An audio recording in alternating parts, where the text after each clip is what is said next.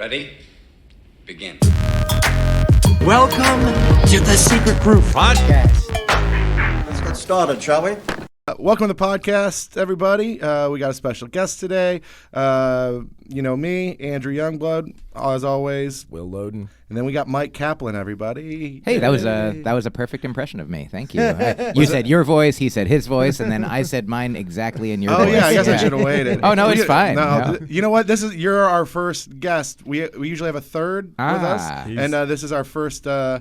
This is a pretty new podcast, so. Well, congratulations! Welcome to podcasting. I've had others. The year is 2008, and everyone. Honestly, there are so many. You be a guest on a podcast, and sometimes they're like, "We'll introduce it, we'll do a thing, then you'll come in," or sometimes they're like, I'll say my name, then they'll say their name, and then you'll say, So I'm glad that I didn't have a role to play. It was. It is always. I've done a ton of podcasts, and it's always very. Whoa. Okay, big time. Will, look at this guy. He's done a lot of podcasts. Oh, I'm sorry. Yeah.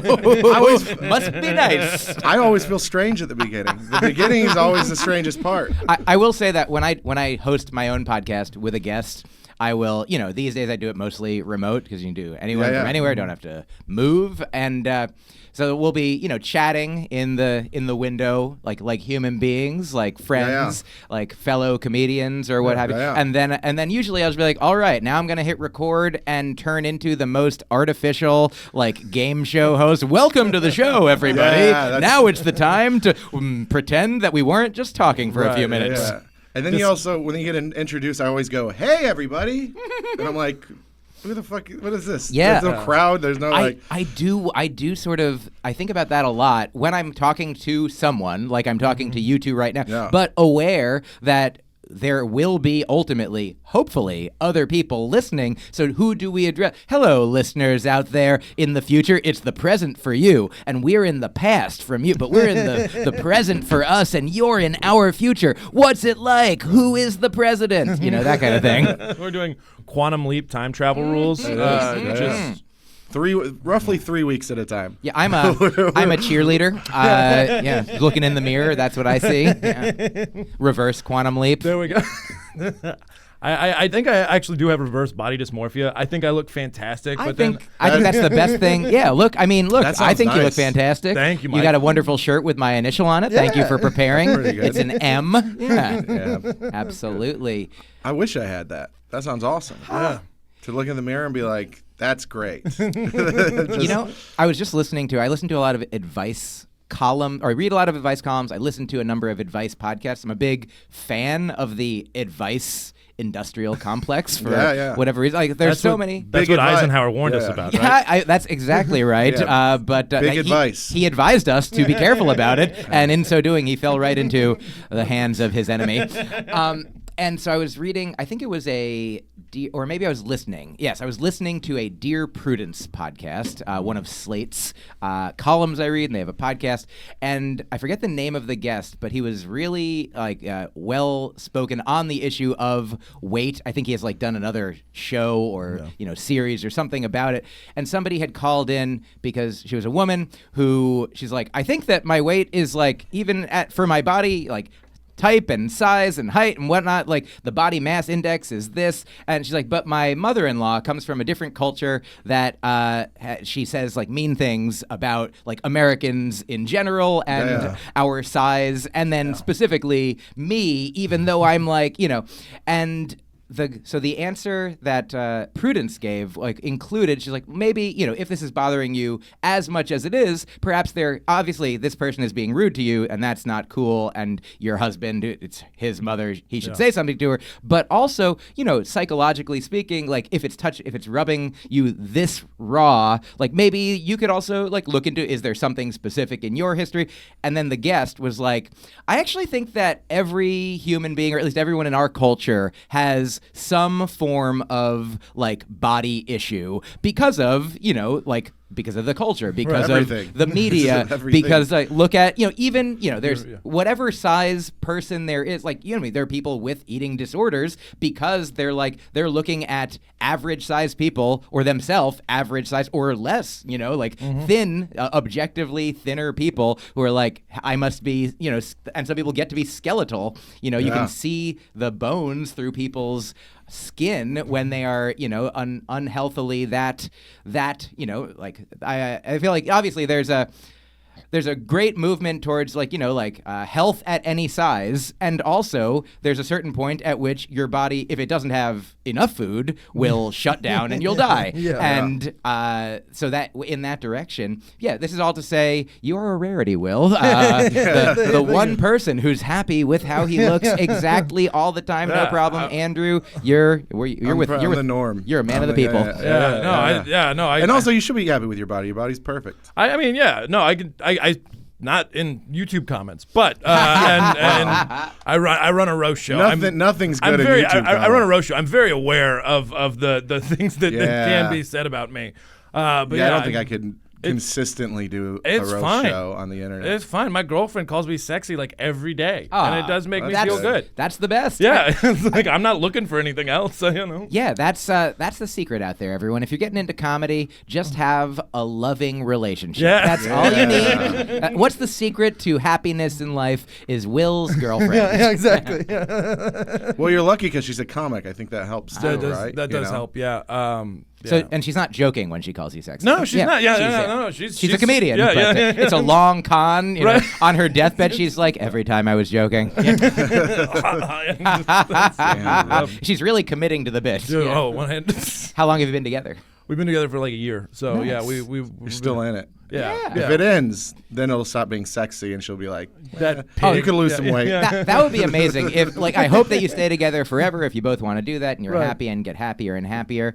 I don't think you can be as happy as I am in my relationship. It's not important. It's not a competition. We have been together 8 years, which is a lot more than Who's one. counting? But it's obviously You can be 1/8 as happy. Yeah, exactly. Infinite love divided, still infinite. But you could try to put like a prenup into effect right now. Be like, hey, even if we break up, will you please just once a month send me a message saying that I am sexy the way I am, no matter what changes. All right, awesome. It's like you have to call me sexy in perpetuity, like one of those weird manager clauses. Exactly. Like when in the 80s when they didn't know about like DVD technology that would be coming, and then the comedians could actually be like, I actually own this version of the new technology, and then they started putting in the contracts like, yes, we own everything that exists now, and also anything that might ever be imagined in the future throughout the entire universe or multiverse, other dimensions as well. So don't worry, you own nothing. That's nice. You want a contract like that. Yeah, exactly. I need a contract like that to be called sexy. Well, hey man, you're sexy. Thank you, big dog. All right. This is nice. See, yeah, we can be positive. This is the nicest. Usually, it's just all of us shitting on each other the whole time. So this is nice. I love that spider web on your elbow, Andrew. I know. Well, I used to be a white supremacist. What? No. You know what? I was just like a little punk rock kid, and I was like, spider web's cool. I was like 19. I got it done, and then someone was like, "That's about prison." And then someone's like, how many years have you been in? I was like, I never once. And then they go, if you leave it white in the middle, that's like a white supremacy thing. I go, well, not for me. I'm Jewish. I'm good. Put a Jewish star in the middle there. Yeah, that's a good idea. Yeah, or like a chai, Yeah. I was thinking about just cutting my arm off. I've got enough bad tattoos, or maybe I'll do one of the blackouts. You see those people where they just have a whole black. Yeah. I don't really like how that looks, but it's definitely not white supremacist. It's definitely not. It's turning yourself like it's less white that you can be. The opposite, unless you're trying to black out face tattoos. Oh yeah, no. You can't do that. Wow. You just have to look. Blackface, white supremacy. What do they have in common? Yeah. What if hypothetical Yeah. situation? White supremacist gets a bunch of Nazi tattoos on his face, right? Yeah. He wants to get rid of them. Is Oh. blackout face better? Wow. Yeah, great. I think that there's got to be a third option. Yeah, there's All right, there is laser, but we're gotta- pretending that does not exist in this world. But if you had to do one or the other, What do we? Back to your what's more? multiverse theory. Yeah. I mean, definitely, I'd say like don't get yourself into that situation. Yeah, But yeah, I understand. first off. Would you rather rules? Yes, I must choose. Yeah, I mean, I do think that Nazi tattoos like swastikas. Yeah, are like a little worse. SS here or something like that. Yeah. Nothing. Yeah. No good. Do you guys know Sarah Schaefer? She's a comic. I know she is. Yeah. Used to have like a podcast with Nikki Glazer, and I remember Sarah had this joke about I love so much. I love this joke. She's like, when I was in college, like I was just paraphrasing here. When I was in college, I was paraphrasing, and she's like, I got a butterfly tramp stamp tattoo because I was in a sorority, and it just seemed like it was just like And there was a time for that. yeah, You know what I she's mean? like, It was a thing. And she's like, so maybe 10 years later, 50, whatever it is, when she was telling the joke, she's like, I don't really love that tattoo anymore, so I've considered getting it lasered off or just getting quotation marks tattooed That's around pretty it. good. That's pretty good. So that guy, I mean, he could go the Sarah Schaefer Yeah. route and be like, yeah, Make yeah, it yeah. ironic. Or get the Ghostbusters no There smoking you go. sign Yeah, through yeah. all of them. Start doing makeup tutorials online every day. I knew a guy who right here had a big swastika with the Ghostbusters Yeah. thing over it, and it would always just crack me up because I was like, "Did you have?" Like, are you making a statement that nobody knows? Like, what's the point here? It was wild. I just thought it was the craziest thing to be like, yeah, we all know. None of us were like, ooh, Yes. thank God I saw that tattoo. Swastika? Oh, no swastika. Yeah. But did you never talk to him and learned about the No, the I asked origin? him. Oh, yeah. I asked him, and he was just like, fuck Nazis. And I was like, Oh. okay, cool. I mean, that's here's Va- a valid point. Yeah, it was valid. Yeah, He's in jail now. Oh, Yeah. because he fucked Nazis or No, what? he, Yeah. he, Take that- you he's. take that I've literally? definitely seen him fight like some racist people before. Right. He was like a kid I knew. Everyone, I only know his first name and what everyone called him. Everyone called him Black Eric because he was black. His name was Eric. Yeah. That's basically all we knew about That him. makes a lot of sense. Yeah, and he was Yeah. like in the punk rock community. He was like the only. black guy. Yeah. There you go. That's it. So it was Black Eric, and we knew a couple other Erics. So Do A you know lot of what's- Erics in the punk community. You know what's funny is I was just listening yesterday to Dan Savage's podcast on point with my advice Yeah. column. Look, I'm very consistent. You can't find holes in my story. Dan Savage had this week on his podcast Andy Richter, who used to have a show called Andy Richter Controls the Universe, a sitcom. And it was like a workplace sitcom. And one of the things that I remember at it, on the show, was that Andy, Andy Richter, we're mostly familiar with what he looks like, a white man, for example. And then a new guy named Andy, who is black, starts working at the place. And on the show, they're like, wow, two Andys. We're going to have to start calling you like Fat Andy or Big Andy. And he's like, hey, I was here first. Why don't we call him Black Andy? Like, oh, we could not do that. That is, but you're saying that is what you did in the well, film. yes, we were all. It's, it wasn't just me. I didn't come up with that name. He was introduced to me as Black Eric. Yeah. He said, "Hey, I'm Black Eric." Sure. If So- that's all I need. Yeah. It was it was everybody. I just followed suit, which doesn't make it better. I mean, Just following orders? I said, fuck Nazis. Yeah. Yeah. But I bet you knew Black Eric, right? Actually, I think I do. Okay. Yeah. Oh, you mean Eric Smith? no, I wish I knew his name. Eric J. Which is Yeah. his middle initial. Yeah. If someone said his name, I would not know it. But that guy used to fight everybody, and I think he's in jail because he beat somebody up. Yeah. Like bad. That'll Like do to it. the point where it was like the guy can't walk ever again, and they're like, "Well, you're going to jail forever." So Yeah, that's a bummer. That's On many counts. Yeah. Here's the thing I'll say. My friend Gus is a practicing Buddhist, and I've been learning a lot about Buddhism from Instagram and bumper stickers, like you do, and also from books that I've been reading. And that's my joke. This is the truth. And Gus was telling me once that he heard that a politician had died. He didn't know the name of the person, but somebody was like, "Hey, did you hear this person died?" And Gus's initial reaction, he's a kind, compassionate person. He's like, "Oh, that's too bad. I'm so sorry to hear that he died." And then the person's like, "Oh no, this politician that died was actually like Terrible. an old white, like racist, homophobic, transphobic, whatever it was at the time years ago, whoever it was." And they're like, "So you don't have to feel bad about that." And Gus was like, "Oh, then I guess that's really too bad that they didn't live long enough to see the error of their ways and regret what they had done and atone and make meaningful amends for it." And so that's all. I wish Eric didn't do that. yeah. I wish that the guy who, while we're wishing, Yeah, exactly. While we're wishing. There's this joke I heard. It's got to be like 10 years ago. I was in, I think it was in Columbia, South Carolina. And I don't remember the name of the comedian that told this joke, but I've been trying to track. If anyone knows the name of this comedian, I love this joke. The joke was basically like, he's like, okay, I have a friend who said to me, I wish that chocolate cake tasted like crap. I was like, why do you wish that? He's like, oh, because I eat it too much and it's so unhealthy, so I just wish that if it tasted like crap, then I wouldn't eat as much of it and feel as bad about myself. And so the guy's like, well, while you're wishing, why don't you just wish for it to be healthy? It's like, you don't have to, you got that right in there. So while we're wishing, I wish that the guy who he beat up didn't do the thing that made him want to beat him up. I wish that going back all the way till I wish every baby was cared for by a loving parent or several. I wish that their parents were going back to beginningless time. I wish everything was good. You don't have to wish all that. Or better. Yeah, better. Perfect. Yeah.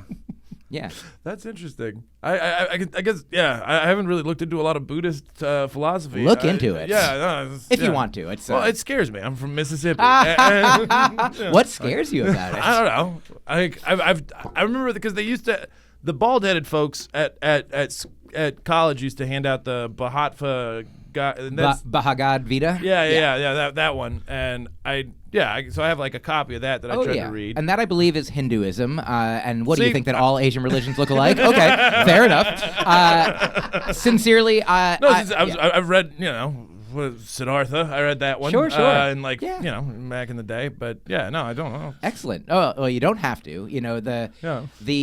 Every Buddhist teacher that I've experienced, like by reading or listening to talks or whatever, most of them, I mean, even the Buddha himself is like you don't have to don't do anything just because I say it. Like you can listen if you want to and consider giving it a shot if the thing that you're giving a shot is being thoughtful about your speech or being, kind, basically they don't have 10 commandments, but they have 10 things that they're like, we'd recommend if you want to live a happier life, maybe don't lie or kill or, do all these things.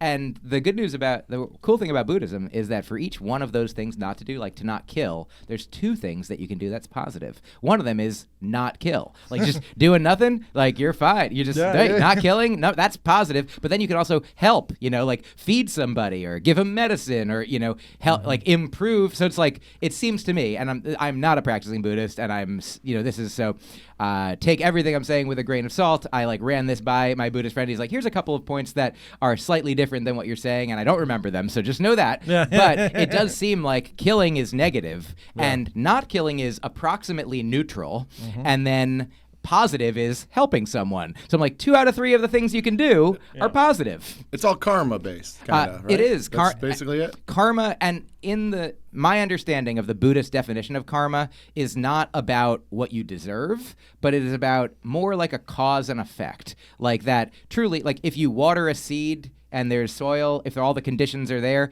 it'll grow. Not because it deserves to grow. It's like gravity. You throw something up, it doesn't deserve to come down. But it's just, have you heard this? They say, I don't know if this is Buddhist specifically, but it sort of aligns with it. They say you are not punished for your anger, you're punished by your anger. Just the virtue of, whenever anyone's like, you're going to hell, that seems like a hellish state of mind to even be in. When you're like, you're going to be there and you're going to be tortured. When you're imagining those things, when you're wishing ill on somebody, that ill that you're wishing is in you. And so, the karma that as I understand it, which there could be whole courses, thousands of things that the Buddha has said about it that other people have written and talked about. But it's basically it is your doing. It is whatever you do, that is what is done. And it's not look out, I hear all these, every once in a while you hear a comedian tell a joke that's I saw an unhoused person sitting on the street, and I thought about giving them money, and I thought about karma, and then I realized they must have been bad in their past life, so why should I reward someone? What an asshole. That mentality, I understand, in a very limited sense, I understand the human inclination to think that way. That is a Protestant thought process. That is my whole family's thought process. And it's not karmaically, it's just No, and clearly, in the karmic framework, like you being unkind to that person does not help them or you. Yeah. No. That is that kind of You stupid assholes. Right. Calling someone a stupid asshole, that's a kind thing to do. Some people really need to hear that, I'm a stupid asshole. I've been trying to just do random stuff like swear less, but I'm a huge person who gets Hey very, man, very angry. you're a sexy person. You're Thank not you. a huge No, person. I'm 6'5". You're a huge hot hunk. I'm legitimately like Okay. big. Fair enough. Like- We're like- seated, like, everyone yeah, listening yeah, at yeah, home. Yeah. 6'5". If you couldn't tell that Will was bigger. Yeah. 6'5", 315. And no, I try not to swear like as much because I come off scary. Like I scared my nieces and nephews last time I was with them because I stubbed my toe and I was And you just said, like, horse shit! I was like, and everyone was like, whoa. And that came out Wow. of nowhere. And I was like, that's not a healthy thing to like be rumbling around in you. And then I just like, now I'm just, when I get mad at people. Horse feathers. Yeah, exactly. I don't think there's anything wrong with swearing. I think maybe just don't be loud around children. Yeah, That's no, maybe- Well, but also like calling someone a motherfucker isn't great. Like, Well, I don't like think just- it's the swearing that's the problem there. It's the insulting somebody else. It's like calling someone a name. That's the problem. And it's like if you just say shit or fuck in just a sentence. I mean, you could say, I think that's fine. You're the shit. Like, Yeah. I You think. cool ass motherfucker. See, it's positive. Yeah. So I don't think there's anything wrong with swearing. I just think it's It is a combination of the intention and how it is received. I mean, even to take it, I hope that you don't mind my making an analogy about comedy on this podcast that we're Yes, doing at please. a comedy club. But I know we're having a great time talking about Buddhism, as you requested that I do before we came in here. You said that we're just going to hang out and talk about Buddhism, even though nobody here knows about it. But at all. only. Are the monks in Times Square? Are those Buddhists? I think they could. I'm not positive. Those are pickpockets. Yeah, well, that's my problem with Buddhism is those guys ripped me off once, and first time I was in New York, they came up to me, they put the bracelet on, they read me a prayer, they gave me a little card, and then they just waited until I nervously gave them $20, and I was like, these motherfuckers. Yeah, I mean that seems like akin to the people who give you their CD and they're like, "Hey, this is my hip hop CD," and then demand that you give them money. Though there are signs up now I've seen in Times Square religion. that are like, you don't have to. If somebody gives you something, you don't need to, unless you ask them for it. Right. Pay them for it. So I'm sorry that happened to you, and I'll tell you I what. was young and dumb. You generously offered to Venmo me for the meter that I paid outside. I did. And that was $4. And let me. That's on me. No, and so now no, you're no, only no. down $16. That's pretty from, good. From when I those was 20 Buddhists. years old. So the analogy that I wanted to get to about comedy. What were we just talking about? Buddhism. Yeah. Me trying not to swear. Yes. Anger. Yeah, and swearing. Oh yes. Perfect. We've done it, everyone. Thank you so much. Good night. So I was engaging again recently with, there was in Sarah Silverman's book, The Bedwetter, which I recommend 100%. It's so good.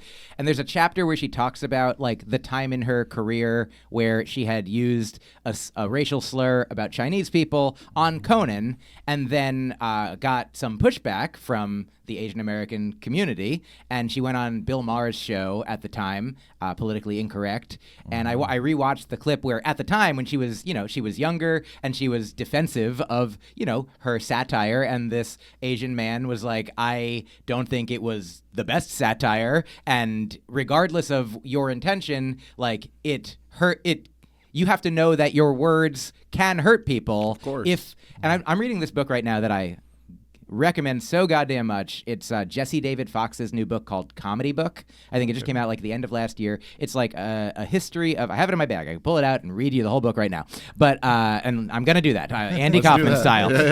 But it's about how comedy in since the '90s has expanded and kind of taken over the culture. And he says, and the subtitles about and the magic that makes it work. And it's so thoughtful and thorough about all of these things. And so, I think Sarah Silverman herself has, grown and changed, over the time. since she said that, and like now in the bedwetter is like, I wouldn't do that joke that way again, Right. and if I would do it at all, and I understand that even though my intention was to make fun of racism, sometimes when you make fun of a thing by pretending to do the thing, if people don't know, if people go see a Sarah Silverman show 20 years ago and like they're just a family of black people, I hear this happen once, that they like it at a comedy club and she's doing her act. If you know her heart, she is a kind person who is anti-racist and she is sending up racism. But if you aren't on the same page, like Jesse talks about in this book, Comedy Book, the idea that the thing that makes people comfortable is like knowing who the person is. Like the thing that I just jotted this down. It's probably in my notes in my computer, but is like the thing that makes a joke offensive or not offensive most is not like the material, is not the content, but it is the feeling that the audience has about the comedian.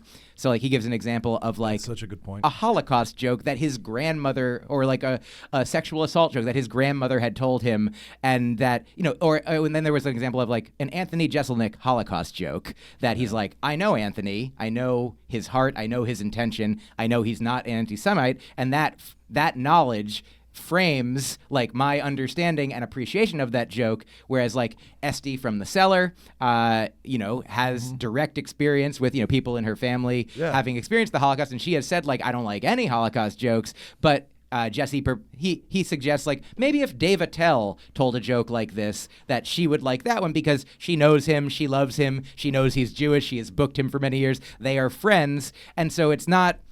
Sometimes people like to think like if you look at it on paper, like it's either funny or it isn't, and No, clearly that that's not is the case. not. And You so can get a bad read. You can get a bad read of And swearing is the same thing. Like swearing, like the sounds of swearing are not inherently good or bad. Like I once saw on The Critic. Remember that show, that John Lovett's cartoon? Yeah, the cartoon. Yeah, I just remember one moment that it really stuck with me because I was a kid and I was like, this is really interesting that there was like a character that was like Russian and had an accent that was kind of like Sean Connery-ish, like so his S's sounded like sh, and so when he said I'm sitting, it sounded like he said I'm shitting, like I'm shitting over here, and I was like they just said shitting on TV, and of course it was context dependent. Yeah, of course. It's not that the word the sound sh plus it. Like you can say sh, you can say it, you can say that all day at the library, but say them too close together and people will ask you to leave the library, So 100%. The intent is a big part of it,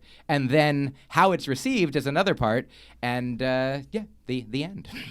The end of comedy. That was basically a brief explaining of Jacques Derrida and some of the French deconstructionist philosophers of the 70s. Look at you. You're 6'5", 315 pounds, French philosophy. Yeah. Classic 6'5" guy. So So read that book, everybody. It's real good. Comedy book. Comedy book. Yeah, comedy that's- book. Yeah.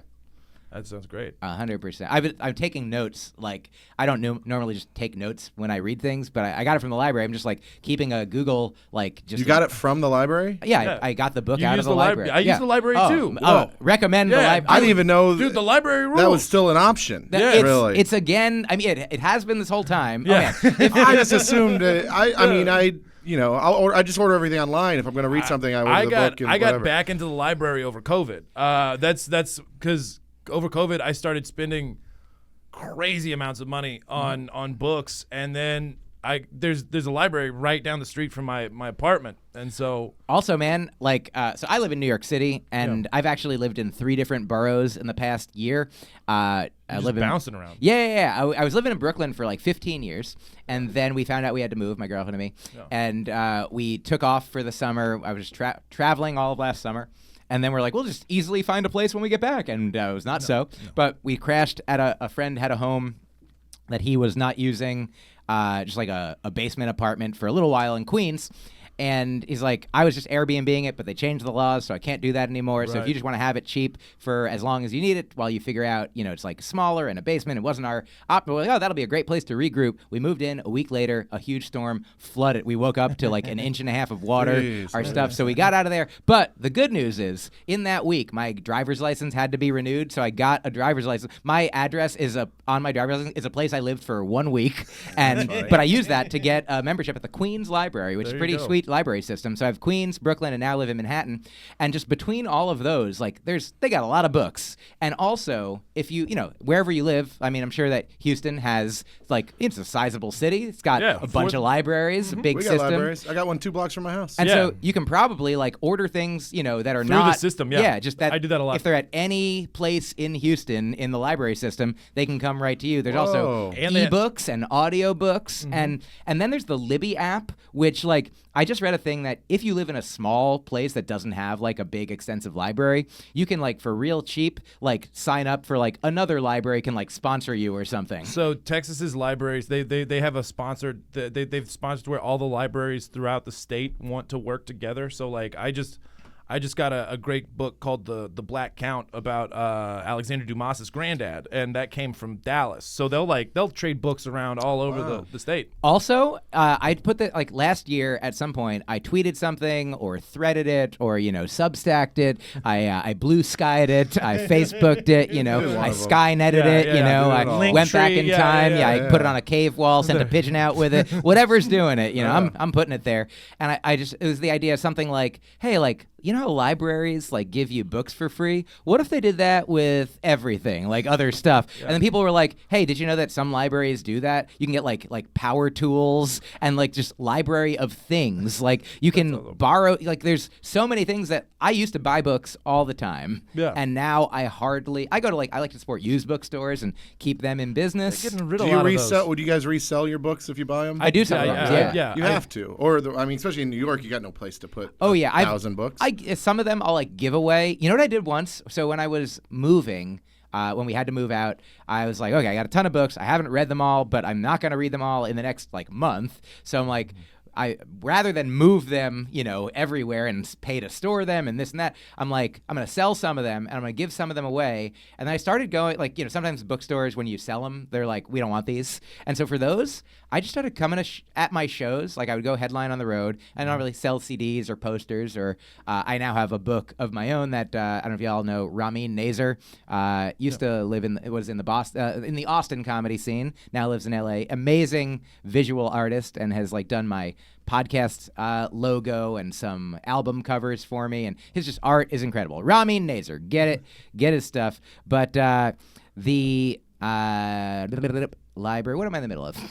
You sold your books. Yes, Talk about your book. Yeah, I started going on the road, and I sell these things, and I just started bringing the books that I'm like, oh, these are cool books, some Buddhist books or some comedy books, memoirs or just or novels, and I would just tell people hey, funny there's a guy named Rich Gustis who was in Boston when I was starting out, had super funny jokes. And I've seen other people do a version of this, but he was the first guy that I saw say, he's like, I'll be selling CDs and T-shirts after the shows. Not my own, just the ones I wear and listen to, And it was perfect. And so that, I was like, such a funny joke. But then I started actually selling, I was like, I wasn't selling the books that were my books, but I was like, if you buy any of my CDs or my posters or things that I'm selling, you can have a free book. And I just would bring, a stack of 20 books. And if people were like, oh, I would pay $10 or 15 or 20 bucks for this book, might as well also have your CD. Exactly. Yeah. No, whatever works. Why not? Fine. Yeah. Unless it's against the law, and then I'm just joking. I'm not a bookstore. I would never do that. Yeah. Oh, you thought I was serious? Oh boy. The truth. No, I do. I traveling with a bunch of books is always hard though. So you have to I just got back from Little Rock yesterday. You're not a Kindle man? Oh, must be Yeah, nice. Oh, I drove, baby. Oh, yeah. Mo, you got a car. Oh, you've got a lot to be grateful for. Yeah, Fair enough. I do. Yeah. So you could bring a lot of books in your car, probably. Yeah. I'm just bring other people's books in my car to run my. There's not room for other people. It's just books. No, sorry guys. I Yeah. can't. I don't have an opener. I just. Your opener's a stack of books. My opener is knowledge. Yeah, if anybody wants to come up here and just read a book for 15 minutes, and then that's my opener. That would be great. Please don't pick Bukowski. Do you know? Yeah, I mean, it's. I think the Kindle is a great option as well. Of course, the ebooks. You know, my mom has a Kindle, and every time I try to tell her to, I recommend, Goodreads. Goodreads is a place you can like check off like the books that you have read. So every once in a while, I'm like, hey, do I have this one? Oh yeah, I read it. My mom says that her Kindle keeps track of that for her as well. yeah, So that's good. yeah, there's a lot of good technology, and everybody just listen to my mom. She's a nice lady. My mom just got her Kindle, and she figured out how to adjust the light settings, so it won't be too bright for her eyes. Oh, And, congratulations. yeah, she's stoked. So on she's it. got the color one. Yeah. Ooh, that's a nice one. Yeah, Wow. yeah, So yeah. are there like? There's a color. There's one where it looks just like almost like a matte paper, right? And it just reads like a book. And there's one that's more of like a I don't know, just like an iPad kind of thing, I think those are the two. Yeah. I'm more of an audiobook guy, which makes Sure. me feel stupid after listening to you guys for a while. Absolutely not. But, No. but I do listen to a lot of audiobooks. What kind of genre do you get into? Obviously, I could do a lot of comedy. I also like self-improvement stuff, which is What's an kinda dorky example? and What's stuff. helpful? I like, who I like, and I get it's very generic, but Tony Robbins is really Sure. great, and he's got kind of a soothing voice. And when we're talking about like weight loss and stuff, he had this thing. I always think about this when I'm trying to lose weight. When I was a kid, I grew up pretty poor, right? And he also did too. And he talks about how he grew up poor, and then he always like when he would sit down with your family, as with mine, we'd eat, and then my mom would be like, "Finish everything on your plate." Right? So in his brain, he would finish everything on his plate. Even once he got rich and he's going to these nice restaurants, he's going to these places. In America, our servings are wild and inappropriately wild. Yeah. And I would do this. I would go to fucking wherever I go, Outback or any restaurant where this plates are this big. I'd be like, oh, well, I got to finish this. And then I would get up and I would leave uncomfortable and like damn near in pain. Yeah. Yeah. But I was like, oh, I just You don't want gotta it to go to waste, but it is Exactly. It is going to waste. Yeah. It's going to your waste. Yeah, you know? I'm like eating. I'm like, there's some African kid who's not gonna eat this, so I better do it. You yeah, know? it's We're not gonna ship this to Angola afterwards. and that's very like that's very common. That's like a resonant experience. Yeah. For a lot of people. I mean, who don't want to waste, like, the sunk cost fallacy of like, I already put, money into this. Like, I don't want to stop. I don't want to quit. And it's something that I'm learning. This is the first year that I ever I don't really make like New Year's resolutions, quote unquote. Like I used to be kind of like a New Year's like Grinch. I'm like, look, hey, if you know you want to change it, just why don't you just do it whenever? Why you gotta wait? Why you got to be in the pocket of Big Calendar? Okay, yeah, that's what they want you to do. They want you to get a gym membership now and give it up a month later. Exactly. Why don't you go to the gym in July? Probably cheaper, And I honestly thought about like, okay, well, I do want to be like growing and changing. There's a Zen teacher or a Buddhist teacher I like named Shunryu Suzuki. He says it was actually the quote of the day in my my meditation app. What's that? Of bike fame. Yeah, exactly. Of bike fame. Yeah. I don't know what that means. Suzuki's. Oh bike yes, fame. of course. Thank you. I never learned how to ride a bike, so I never. Suzuki to me is the violin method. Yes, but yeah, perfect. Of bike, he does bikes, he does violins, he does Buddhism. What can't this guy do? We're all one. So the quote I like a lot. He says, "You are all perfect just as you are." And you can use some improvement. Like, that's perfect. You love yourself as you are. And it doesn't mean you also don't want to like grow and learn and change and continue to improve. And so I was like, okay, what do I want to do? Why not? Valentine's Day, like you love your partner every day, but also sure, why not have a nice dinner if you want to have a nice dinner on that day, if that's your thing. If you, of course, change anytime you want, but also why not see the beginning of the calendar year as a time to be like, all right, now's the time I'll do it. So the thing I thought about was and part of this will come out as a thing that I might say on stage. So I'm so sorry if this is funny, but I really apologize. I'm not trying to do a bit on you. I apologize if this comedy podcast guesting is funny. I don't. It's not my intent. I just want to tell you my truth. I just happen to be very funny. It's gonna happen. I'm really sorry. You're already experiencing it. Okay, so. Somebody at home is like, I actually don't think he's been funny yet. Yeah, and like, now I'm speaking to you, right there. Look, Get ready. I speak to everyone. So the idea is like, I want to work on like my relationship to food, and it's not that I think that I overeat. Sometimes I do overeat, exactly in the way that you were saying, and sometimes I'm like, oh man, it's like good. I just want to. Sometimes I'll be like, oh man, I know that it takes 20 minutes to get full, and there's so much good food here right now. Quick, like quick, before I feel it, before future me, like dumb other guy, that's not my problem. That guy's later, But and so I'm doing better, but I'm working on not overthinking eating as much, because I think I've been overthinking it because I'm like, okay, when I wake up in the morning, I'm like, what do I eat? When do I eat? Am I going to meet people? Am I going to have a thing myself? If I have a big dinner coming up, I might be like, well, don't have a snack now because then you won't be able to enjoy as much of the big dinner. Meanwhile, I become angry, I become I don't know if you've heard this word that I didn't come up with, hangry. I get cranky if I haven't eaten enough and like it doesn't feel good. And so I'm like, oh yeah, eat a bag of almonds. Just eat a bag of almonds and you can still enjoy dinner later. It's perfect. As Seinfeld told us, like when you're a kid, he's like, your mom says you'll ruin your appetite with that cookie. And as an adult, you're like, I got plenty of appetites later. It's not, appetite doesn't go away forever. Anyway, so that's my joke, Seinfeld's. No, but honestly, so I've been thinking about how much I want to, not think about food as much. My point is, I'm Jewish. So there we are, everybody. But yeah, I mean, it's really, our society is one that, it has plenty, and that's, and not everyone has it, and that's sort of like this weird, dichotomous thing that is unfortunate as well, that like there's so much wealth, so much food, so much consumption, as well as then the opposite. Like almost nobody is like right in the sweet spot. Like I have the exact right amount of money coming in and going out, the exact right amount of food going in and coming out. Like it takes a lot. It's hard to be a human. Yeah. It's tough. Especially in this right now with the time that it is, Pretty crazy stuff happening. I always wonder when, we're like, wow, so weird. Things are weird right now. Does anybody remember, like, was there ever a time that anyone was like, it's pretty normal. Right now is a normal time. Like, no. Never while it's happening.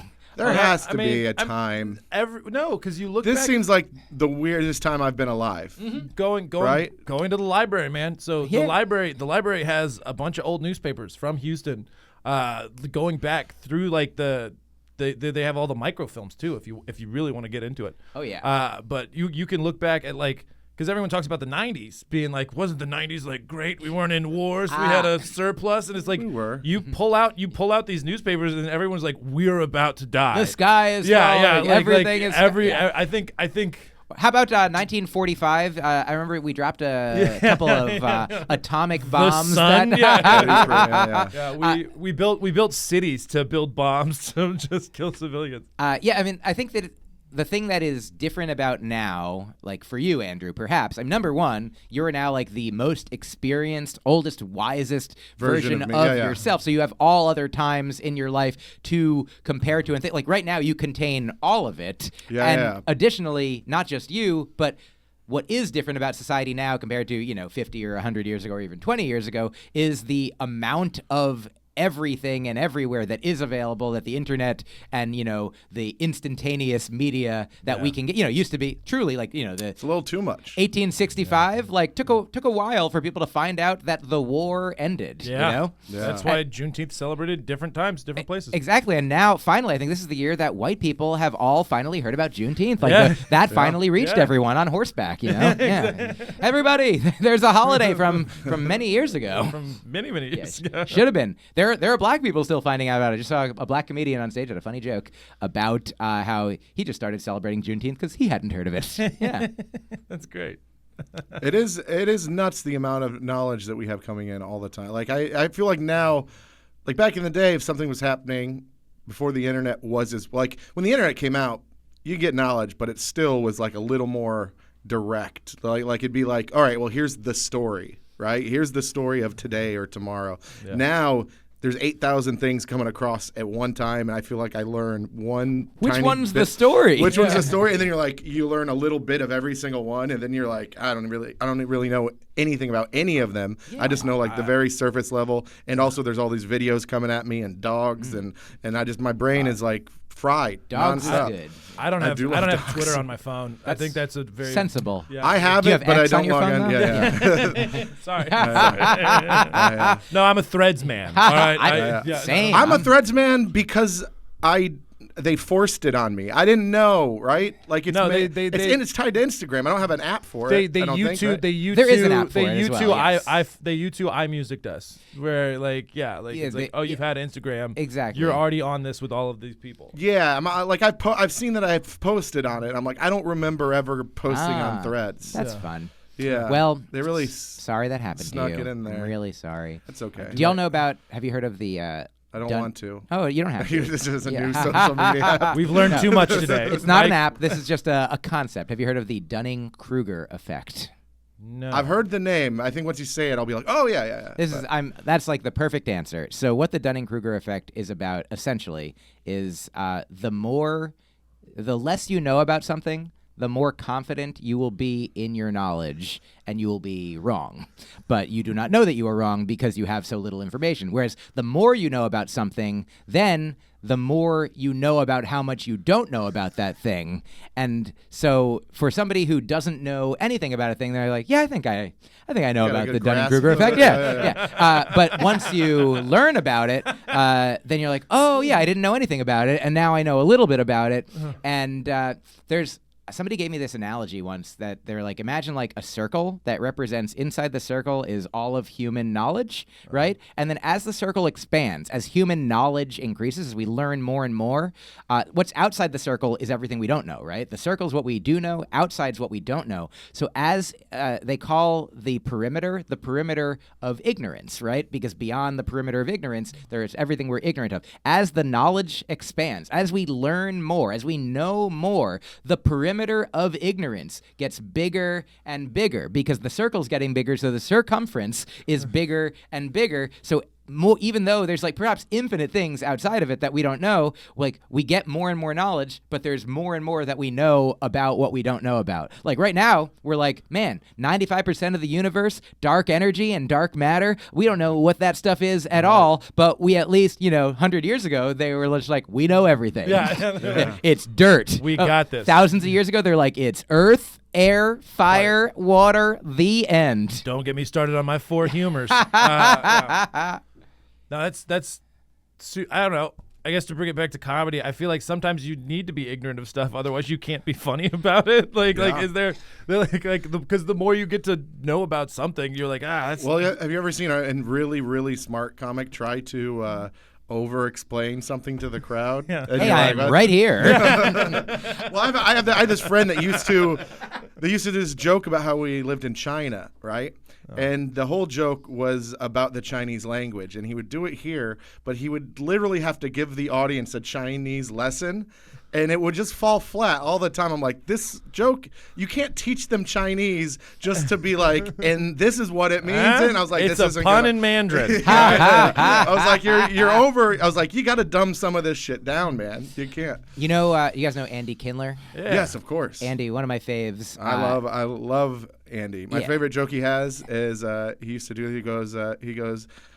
Tonight it's Andy's half a house to show. Come on by, ladies. Bring your handbag for handbag night. You can put your handbag on the seat next to you for free. Oh, he's incredible. So many things. Sometimes he's like, "Who am I? The what am I guy? Yeah. What am I? The who am I guy?" He's brilliant. This isn't my first rodeo. Is what is it? There's a thing I don't know. It's fucking. So he was on Letterman once, a few times, but one of the times I remember he did this joke about where he's like critiquing comedians who ask seemingly rhetorical questions that have answers. He's like, people are like, sugar-free gum, who's that for?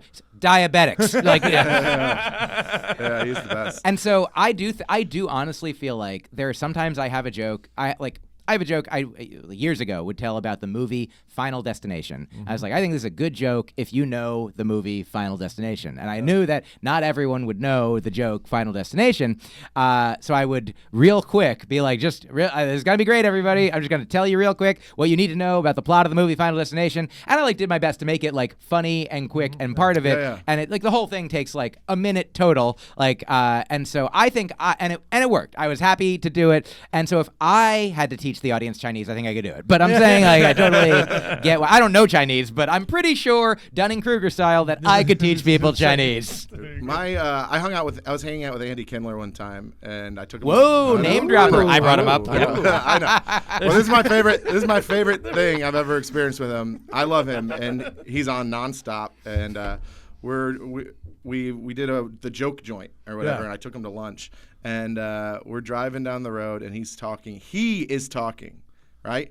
And in the middle of his own talking, he fell asleep in the mid-sentence. And he goes, so what kind of font do you think? And then I'm driving, and I was like, what the f just happened? And then I wait, and I'm just quietly driving down the road now while he's snoring. Whoa. And then about 2 minutes later, he goes, oh, what just happened? And he goes, what was I talking about? And I go, you were talking about the fonts on that building. He goes, no wonder I fell asleep. And I was like in the middle of his own sentence. God damn. The next time I saw him, we laughed about that, and he goes, yeah, it turns out I have sleep apnea. And so he goes, now I got a mask. Yeah, I feel better. I'm healthier. That's so goddamn funny. It also reminds me, my mom told me a thing. My grandfather died when I was like 10, but my mom told me that a thing that he gave this piece of advice that I offer to us all. He says, if you ever are on the phone with someone and you want to hang up on them, the best time to do that is in the middle of when you are talking. You're not wrong. Yeah. I've not utilized it, but I'm like, oh man, that's nice to have in the old back pocket. So people who don't know, you played a show here last night. I did. How was it? It was awesome. I wanted to come. I felt bad. I couldn't make it. I was so exhausted. I drove all the way from New Orleans to see me, and then you fell asleep like Andy Kindler? Yeah. No, I was headlining in New Orleans, and that's must be nice. Well, it wasn't. Fair enough. New Orleans is a fun town, but it's not the most fun comedy city in the world. No, it's not a comedy city. Why would you go to New Orleans to see comedy? Hey, last time I was there, I had a great time doing a show for two people. So it really felt good. Yeah. I've done New Orleans a couple. It's like I would rather go out, walk around, and get hammered and see some tits if I was in New Orleans than I don't know. We've talked about this before. Like you were doing comedy about tits, and just doing comedy in towns that aren't for comedy. Like you were in Hawaii. Yeah, I go back every year, and it always isn't great. Hawaii? Yeah. It's wonderful. Sounds amazing. Yeah, it's wonderful to be there. But I always I'm judging the crowd when I'm up there. I'm like, what the hell are you guys here? The sun's going down right now. Oh yeah. Well, if you're there long enough, then you also you might get desensitized to it, or at least for sure. Like you know how I think about this a lot. If you get into a hot tub, get into a jacuzzi, it feels really good, right? You're like, that's warm. And then once you're in there for 10 minutes, it still feels good, but it does not feel the same good as when you got in it. But if you get out and then you get back in, and so I feel like that's what comedy is like for people in Hawaii. They're okay, oh yeah. Then we go back out, so oh yes, of course, it's beautiful. It's the comedy's a palate cleanser in between the beauty of Hawaii. Weirdly, in my experience, I've found that it's mostly tourists that come out to the shows, and that's what blows my mind. I was like, you're from where I'm from, yeah. I was like, what the hell are you guys here for? That's always one of my favorite things. If I'm doing a show, either in a town that I'm not from and somebody from New York is there, or if I'm in New York doing a show and somebody from we're in Houston right now. I did a show last week and somebody from Houston was there. I'd be like, well, you came to the wrong show. You didn't even have to leave. What are you doing? And they'll be like, I saw your name, and I was like, I gotta go. And I was like, you go any day. I'm here all of the time. So every once in a while, somebody buys a ticket to see. I forget if this is me or other people, but somebody's Atlanta and Savannah are 4 hours apart, and somebody I knew maybe got tickets to see someone they live in one of them, and they got tickets for the other one. Then the show got announced in their town, and they're like, "Well, I guess I'm driving 4 hours for no reason." You know? Yeah, that's crazy. Yeah. But thank you for your service, audience members. We Absolutely. really, but yeah, the show here. I mean, I forget the last time I was here, but I don't think I could be wrong, but I don't think you've been here at the club. I've been to I a place thi- called the Secret Group, but it was a different Yeah, location. he has. Well, I don't think he was here. I think this is what happened. Tell me. It was right when we were going to open up. Mm-hmm. There was construction problems, and so we had to move a ton of shows over to Warehouse Live, which is 2 blocks so do we call over. it the Secret Warehouse? Yeah. I think it was Secret Group Presents Warehouse. at Live. Warehouse Live. Yeah, absolutely. I do remember the word warehouse being involved. So yeah, this is my first time in this building last night, and nice building you got here. Got old Yeah. Ariel Isaac Normand. Oh, yeah. Yeah, she's so funny. They Yeah. They She- were great. she- Is She it? taught. If you listen to her comedy, Yeah, which that's true. you haven't, I have. I've listened no, to her comedy she, a lot. She's I- switching it up. I don't know. It's, I don't- she opened for me in Cap City on Thursday. She featured there, featured here last night, and great. in between, I watched her new YouTube special for free, which is called Ellen DeGenderless. So she definitely is talking about the issue of gender fluidity, but does clearly make it known at various points that people do they them her. But she's like, I never ask anyone to do that. It is she her, and I mean. That's my bad. As far as no. I mean, but you she know also the says best she part doesn't about care. her? Yeah, I was so, about to say the best part about her is she will be like, "Yeah, I don't give a shit." I Yeah, fucked up. 100 Innocent mistake. You know what's funny is in McKinney, the Dallas area, I was at Friday and Saturday night, and super fun shows at the Comedy Arena. Oh, yeah. I'd never been, and I'm excited to return. It was really great. And the host was a young lady comedian, a human female. I'll say it in all the ways. A woman, a grown woman, and that was her gender identity as far as it could be seen. And I am a man, a human man comedian, and also I don't care either. Like I'm whatever gender you want to call me. That's fine. But that's part of my male privilege. I'm like I'm the thing that they told me I'm a man. I'm like okay, and then some guys are like no you're not. I'm like fine either way. Yeah, but. Every show, the 3 shows we did, this young woman who I think is a nice lady and a funny comedian, she brought me up by saying, this comedian coming to the stage, they've been on this show, they've been on that show, they've been, and they're here for you tonight. And I was like, it's so interesting because I certainly didn't request, I mean, and I understand there are people now who are like, it's like an overcorrection sometimes because, I mean, they, them is not a catch-all for everyone. Like they're absolutely, and I don't care. I want to sneak in on this part because Please. I often if I'm talking about Will, I'll be like, dude, they were crazy the other night, right? Yeah. Like if you're out, and I have always talked like that, and I've always say they and them, and not because I'm trying to be woke in any way or anything like that. No, It's you're just- being woke. No, well, that's the thing You're is woke. now I still You're speak- ruining comedy, Andrew. I still speak that way, and then I have friends like, "Why'd you say they?" And I'm like, "Because I always say they," and it was just the way I talk. Yeah, and were they there that night? Yeah, I mean, yeah. that Yeah. is So it's pretty normal You're- for that, and so 100%. That is so- the experience of language historically. There is a singular they that has been used in the way that you've been using Yeah. it for many years. And so now when this happens, people are always like, "Why the hell did they say they?" Yeah. And I brought people up, and they're like, "You don't have to say they." I go, why the "I hell didn't did mean to." they say they? right? So that it's always it's just such a touchy topic now that I think everyone looks into it so much. Where this person, I don't know them. They could have said it because they were trying to. Her, you don't know her. God damn it! I don't know. Listen, Yeah, I mean, all of them. I don't know anything. no, like this is, I mean, it's so funny and fascinating. Like, clear on one end of things, like if you are a trans person, if you are a non-binary person, if your identity is something that has been a major source of Struggle.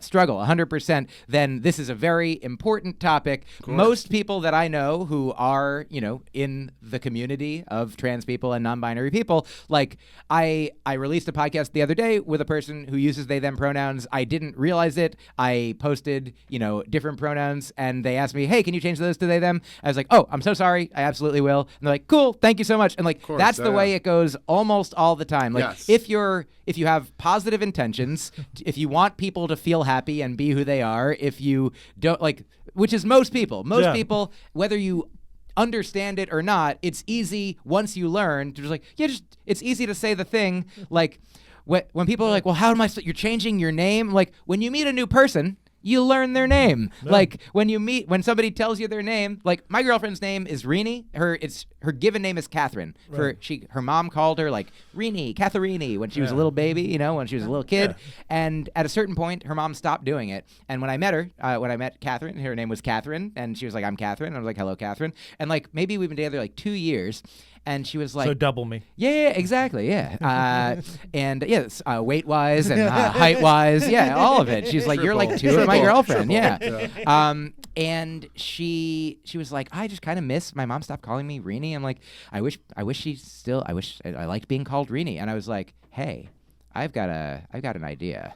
What if role play? What if I called you Rini? And she's like, oh, that would be. But you call me Cat. I was like, yeah, but what if I called you Rini? She's like, and then I was like, what if when you introduce yourself to new people, you tell them, hi, I'm Rini, and then they'll be like, nice to meet you, Rini, and then they'll call you Rini, and she's like, I can do that? I'm like, I think you can do that. And truly, she started doing it. And honestly, it felt like she was like getting away with something. She was like, I'm Rini, and people are like, oh, that's pretty fun name, Rini. Yeah, absolutely. You're Rini. Great. Nice to meet you. And some of her older friends are still like, she doesn't mind if they're, grandfathered or grandparented in. I think that's what we have to say now, everybody. You got to say grandparented in. It's not just a grandfather who's old and racist, whatever it is. Could be any gender grandparent. Grand racist. Yeah. Grand wizard. There you go. There we go. Full circle. Look at the full circle of white on your elbow. Absolutely. There we go. How can that be white supremacy when Spider-Man's so cool? Anyway, and Miles Morales, he's not even white. Anyway, the point is, like she's fine with her older friends who like, I've been calling you Catherine for so many years, but many of them also are like, oh yeah, I'll make the switch if it occurs to me. And so depending, obviously, like just if you listen to people, it's easy enough to, if you don't know something, it's fine to not know something, and then it's fine to also try to learn and listen to the people, and then make fun of yourself. If you're gonna make fun of anyone, be like, oh, whatever. I don't know what I'm. Yeah, I identify as stupid. Yeah, exactly. That's great. Yeah. That's my gender pronoun is stupid. I tried to southern it up, and I started saying y'all. Like, how y'all same. doing? Yeah. Y'all's fun. It's great. Yeah. It's it's right there for it. Instead of like you guys can be gendered. Why not? Yeah. Hey gang, you can do whatever you want. And also it's nice because y'all is portrayed a lot in like people, when they're talking about the South and stuff, y'all can often be used in a sentence to make us sound ignorant and racist. Yeah. But then y'all can be it kind of includes all y'all. folksily progressive. Folksy and wokesy. Yeah. Very nice. Yeah, it's so interesting how things change so quickly. Like, I don't remember like the word woke itself. Well, I remember like, oh, what is that? And then it was like, it came from the black community, and it wasn't a thing that people were usually saying about themselves. There's like, oh, like that person really like. I mean, in Buddhism, do you know the root of the word Buddha means awake. That is what it means. That we are all potentially, like we're all potentially awake. We can all awaken. That is what the idea of it is, like to the idea that there doesn't have to be as much suffering. There can be more joy. We can help there be more joy and less suffering for all sentient beings. And so like I feel like Buddhism and wokeness, share the awake etymology. And it's so interesting how people just like latch onto things and then make them, this means this to me now. Like now I'm angry about, like you're angry about people being awake. Like I just want to go back to sleep, man. Yeah. Yeah. What are you, smart? Yeah. Like, that's basically what it is. What do you know more things? Which that's what it is. That's a wonderful analogy because I mean a lot of my comedy, like when I started out, was rooted in that idea. Like I had some jokes about being made fun of in school for like, what do you got? You got glasses so you can see better than me? Like what do you read books? What do you know and stuff? Like it's so interesting because I also think that everyone is a genius of their own like knowledge base, right? Like things, Will, about your own life that nobody else knows. Andrew, things about your own life that only Will knows, And no, that we all by whatever combination of things that we learn or are taught or experience, like we all, especially all, I mean, let's even say all comedians, like every comedian, whether you did well in school, like Nate Bargatze, what were his grades grades in school, probably not the same as some other comedian. And also he's like a genius.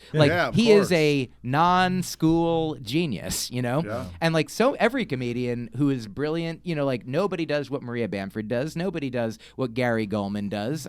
Nobody does what Sarah Silverman. Like everyone is just uniquely like creating their own instrument, writing their own music, like forming their own language and way of being, and like every human being has that capacity as well.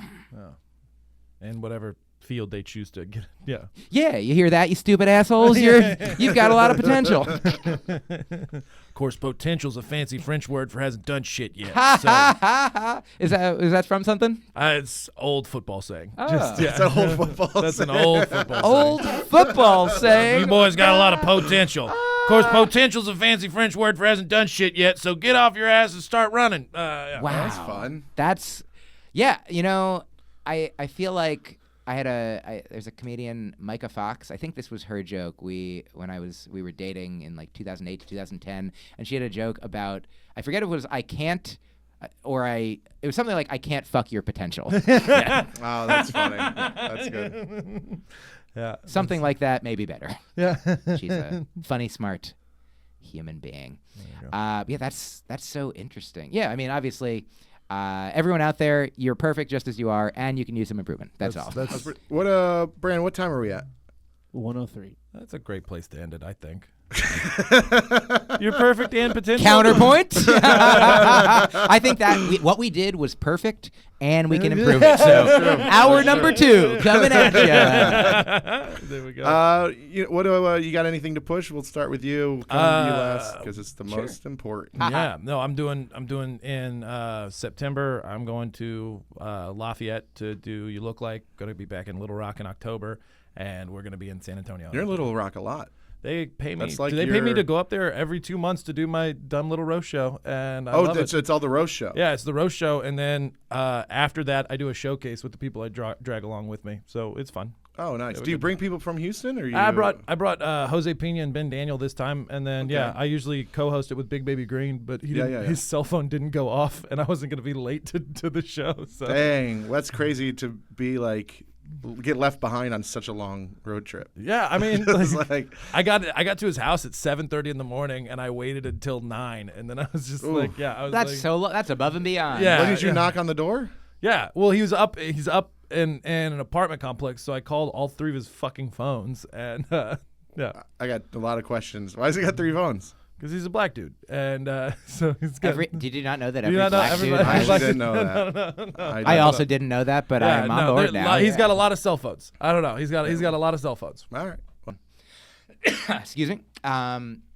Just put Myq Kaplan anywhere that you want to find stuff. Myq spelled MYQ, Kaplan, Kaplan. I'm on all the various social medias, my website. I have a newsletter at myqkaplan.substack.com. Send out a few jokes here and there and my dates. And then I mentioned the book that I made with Ramin Nazer's beautiful illustrations. It's called Heart Brain Art Train. That's available at my website, myqkaplan.com, and also raminnazer.com. Definitely check his stuff out. Follow him on Instagram. Buy all of his books. His work is beautiful. And then also, I guess, mainly, if you're not coming to my live shows, the best way to take in my comedy is my albums and such. So I got a bunch of those on your various streaming platforms like Spotify and Amazon and Apple, like whatever your favorite evil empire is. They're producing my albums out there. And I got a special on Amazon called Small, Dork, and Handsome, and a special on the Dry Bar comedy app called Live from the Universe. And if you want a free month of Dry Bar that you would normally have to pay for, use the promo code Myq Kaplan, and you'll get a month for free. Then please forget to cancel it, because for every month you use that promo code and pay them money, I get some of it. So, or you can just Venmo me directly. Happily take your money. Thank you. It's all Myq Kaplan. Oh, and I have a podcast also. It's called Broccoli and Ice Cream. There's a Patreon for one of the halves of the conversation I have. I talk to people about the joys of their life, which is the ice cream, and the work of their life, which is the broccoli and ice cream. I have another podcast too. It's not important. I got a lot of stuff. Just put my name in places. Yeah. Google. One time, real quick thing. One time, as a vegan person, I have some fans who are vegan people, and I like asked one of them after a show, and said, hey, how'd you find out about my comedy? And they said they were looking on Pinterest for vegan recipes, and they accidentally weren't on Pinterest. They searched for vegan recipes on Spotify, and I come up when my comedy comes up when someone searches for vegan recipe on Spotify. So feel free to just do that. Which also sounds like a roast joke. Oh yeah, and my final permission to roast joke. 100%. So Will, you mentioned earlier that when you go to New Orleans, you rather than go to a comedy show, you'd rather just go outside and look at tits. You Yes, know, 100%. Do you ever realize that you could just stay inside and look in a mirror? You know what I mean? Oh, not with There we that go. perfect body. You can look at them all you want. Say right, sexy on top of them. Yeah. Nice. All right, that's the show. Thank you. Thanks. See you next time. Bye.